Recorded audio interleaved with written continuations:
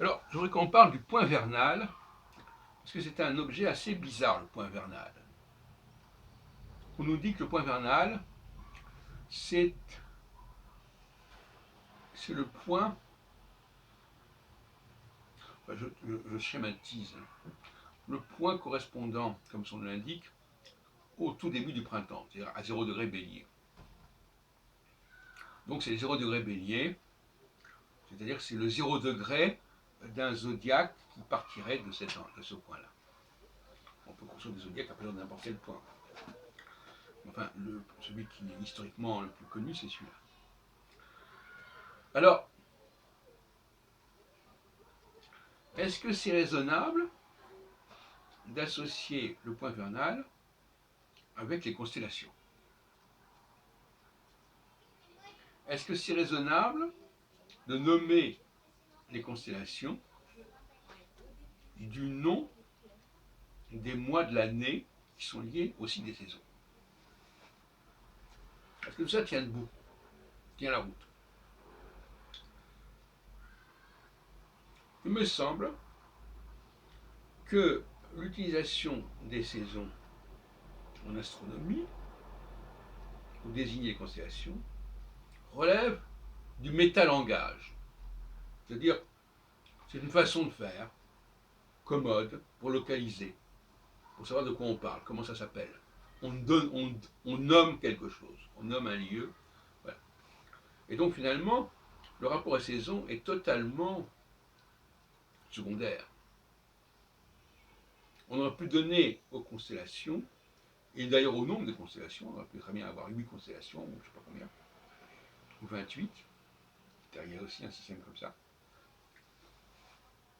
Donc, les astrologues s'excitent beaucoup trop en prenant au sérieux le nom des constellations et eux-mêmes, le zodiaque tropique, c'est pas pour autant très intéressant.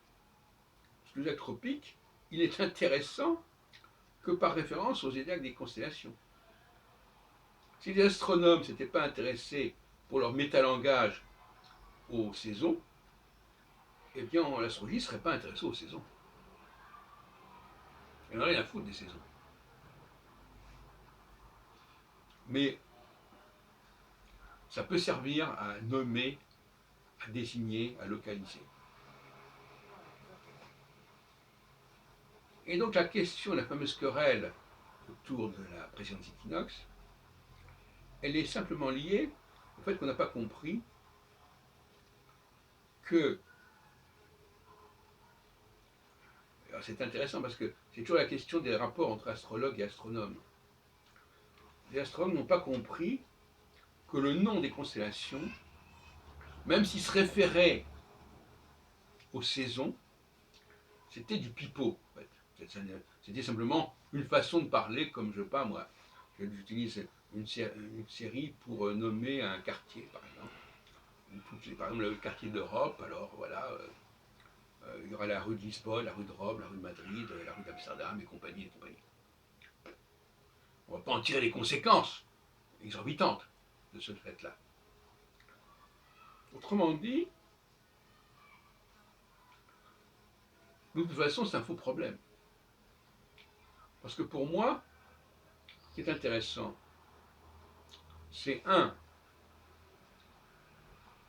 par exemple, qu'il y a telle étoile, par exemple, si une planète est quelque part, elle est en rapport à telle étoile, cette étoile, elle ne dépend pas de la présence d'équinoxe, elle est là, c'est telle étoile. Ou bien, euh,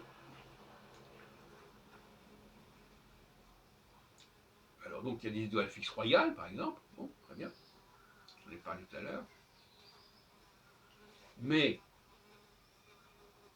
on n'a aucune raison de s'intéresser au zodiaque tropique. Le zodiaque tropique, c'est simplement, c'est une erreur de raisonnement, c'est une erreur d'appréciation. Le zodiaque tropique est calqué sur le zodiaque des constellations, qui elles-mêmes ne sont que des noms donnés à des amas d'étoiles pour situer les planètes, qui elles passent dans ces constellations. Conclusion, l'astropique ne sert à rien, n'a aucune justification. Et la présence d'une planète dans une constellation n'a pas non plus d'intérêt. Ce qui est intéressant, c'est la conjonction avec une étoile. Que ce soit pour l'ascendant, par exemple, dire voilà, quelqu'un est né avec telle étoile se levant, ça ne dépend pas de la présence d'équinoxe. Si on ne précise pas, on peut préciser par référence, pour situer, on va dire c'est dans telle constellation, mais c'est une simple référence comme ça, commode. Ça ne va pas plus loin. Ou bien, c'est pour situer, comme j'ai dit dans une autre vidéo, quelle est la force de Saturne, de Jupiter et de Mars, à un moment donné, s'ils sont en position de puissance ou de faiblesse, les uns par rapport aux autres, donc on peut utiliser le rapport de force. À un certain moment, c'est Saturne qui impose sa domination, au moment c'est Jupiter, qui va contredire la domination de Saturne parce qu'il est plus fort, et puis etc. etc.